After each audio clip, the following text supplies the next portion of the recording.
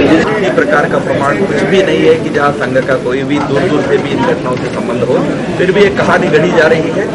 गलत झूठ है। हम कभी भी आतंक को किसी रूप में न प्रश्रय देंगे न समर्थन करेंगे। ये जो रिपोर्ट आई है राजस्थान सरकार के पास, जो होम मिनिस्ट्री के पास आई है, वो रिपोर्ट मध्य प्रदेश सरकार से आई है, और वो मध्य प्रदेश जहाँ बीजेपी की सरकार है, वो रिपोर्ट वहाँ से भैया मध्य प्रदेश सरकार ने स्पष्ट किया, आपके राज्य में कई तमाम प्रकार के बयानबाजी यहाँ के मंत्री लोग करते रहे। स्पष्ट कहा गया कि कोई भी इस प्रकार का रिपोर्ट कहीं से और से नहीं आया। उधर के राज्य सरकार ने कहा ये दो राज्य सरकारों के बीच की बात है, हमको इस पर कुछ नहीं कहना है। इतना कहना है कि आप के राज्य दूसरों के नाम पर झूठ प्रचार न करें। सर, संयम, संयमित और अनुशासन ये संघ के 3 वचन हुआ करते थे, लेकिन जिस तरह से सोनिया गांधी के ऊपर पूर्व संघ प्रमुख ने टिप्पणी की, उसके बाद क्या कहना? एक बीती हुई एक घटना को आप रिवाइव करना चाहेंगे तो अलग बात है, अन्यथा वह चक्र पूरा हुआ है। संघ को जो कहना था उस समय संघ ने कह दिया। बस इतना मैं याद दिलाना चाहूंगा, कोई भी एक बयान आपके नेता के खिलाफ आता है तो देश के 36 स्थानों पर आरएसएस के कार्यालयों पर जाकर अटैक करते हो। क्या यही है लोकतंत्र? आप लोग फैसिस्ट हैं, थोड़ा क्रिटिसिज्म भी सहन नहीं कर सकते हो, इसलिए आरएसएस ऑफिस से दफ्तरों पर अटैक करने के लिए गए हो।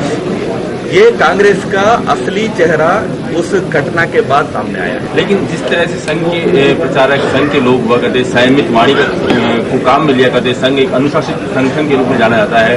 लोग आदर भाव से जो उसके पथ प्रदर्शक हुआ करते हैं वो आदर भाव से देखा करते हैं। लेकिन जो बयानबाजी हुई है, आपको नहीं लगता कीचड़ में राजनेता नहाने लगे, उसी दौर में हम भी आ गए हैं? आज भी संघ बहुत संयम से, बहुत श्रद्धा से ये सारे चीजों को जितना अपने ढंग से उसका उत्तर देना उतना देता आया है। संघ अपना संयम को बिल्कुल बरकरार रखा है। संयम अगर कोई खोया है तो जो लोग उल्टा सीधा बयानबाजी करके संघ के ऊपर आरोप कर रहे हैं वो लोग संयम खोकर बयानबाजी कर रहे हैं। कांग्रेस के नेता शिशु मंदिरों में हिंसा की बात पढ़ाई जाती इस प्रकार की बयानबाजी की है, ये कोई शोभा देता है? फिर भी संघ ने कोई असंयम नहीं बताया, उसको उसकी स्वभाव को हमने समझा। आपने अपने संबोधन में राहुल गांधी पर चुटकियां ली, सोनिया गांधी को सुपर प्राइम मिनिस्टर कहा। मैंने किसी का नाम नहीं लिया है, आप क्यों शब्द हमारे मुंह में रहे? आपने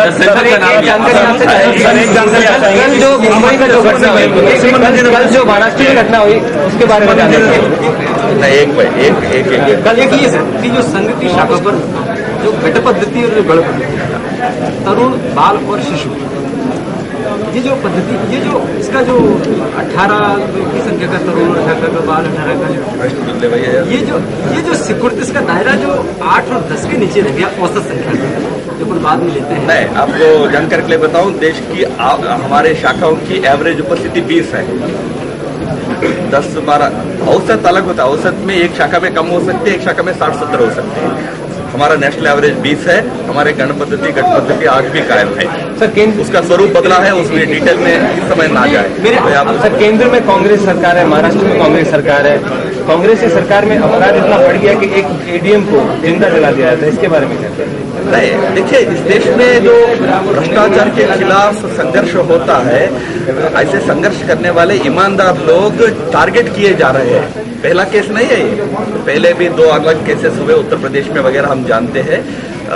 इसलिए इसको एकदम राजनीतिक बना के सोचने से अच्छा सभी लोग है ना, सभी सरकारें, सभी राजनीतिक लोग गंभीरता से सोचे। जो लोग भ्रष्टाचार के खिलाफ आवाज उठाते हैं उनकी आवाज को मजबूत करने का प्रयास होना चाहिए, और उसको कुचलने के जो इस प्रकार के खिलौने प्रयास होते हैं उन लोगों को कठोर दंड मिलना चाहिए। नहीं, कानून व्यवस्था कैसी है उसके बारे में क्या कहेंगे? नहीं, इसलिए मैं कह रहा हूँ ना, इसके राजनीतिक टिप्पणी मेरे से अपेक्षित। सर, एक सवाल, शिवानंद जी के कबूलनामे के बाद में संघ उसमें क्या टिप्पणी देखना चाह रहा है? क्या उस कबूलनामे से, उस कबूलनामा की ऑथेंटिसिटी पर ही हमको शक है। हमको लगता है कि कोई दबाव में उनसे कहलवाया गया हो सकता है। इसलिए जब तक उसकी ऑथेंटिसिटी ही स्पष्ट नहीं होता तब तक उसको सही मानने का हमको कोई कारण नहीं लगता है। अदालत में उसका उत्तर मिलेगा। एक तरफ एटीएस असीमानंद को आरोपी बना रही है, उसका कबूलनामा करवा रही है, दूसरी तरफ एटीएस ने मालेगांव के 6-7 मोहम्मद लड़कों को जब पकड़ के रखा, 4-5 दिन जेल में रखा, दोनों में से कौन सा इनोसेंट हुआ? जैसे मैंने कहा है, पूरा इन्वेस्टिगेशन प्रायोजित ढंग से इस समय चल रहा है। पहले दूसरे लोगों को पकड़ा गया, पहले दूसरे संगठनों को आरोपी बताया गया, पाकिस्तान को दोषी बताया गया है। आज अचानक भारत के ही कुछ लोगों के ऊपर उंगली उठा के कुछ संगठनों को बदनाम करने का प्रयास हो रहा है। हमको लगता है कि एक स्पॉन्सर्ड इन्वेस्टिगेशन के रूप में ये चल रहा है, इसलिए इन्वेस्टिगेशन की निष्पक्षता पर भी प्रश्न है ना, ट्रांसपेरेंसी बीजेपी में कितना पुरानी बात है।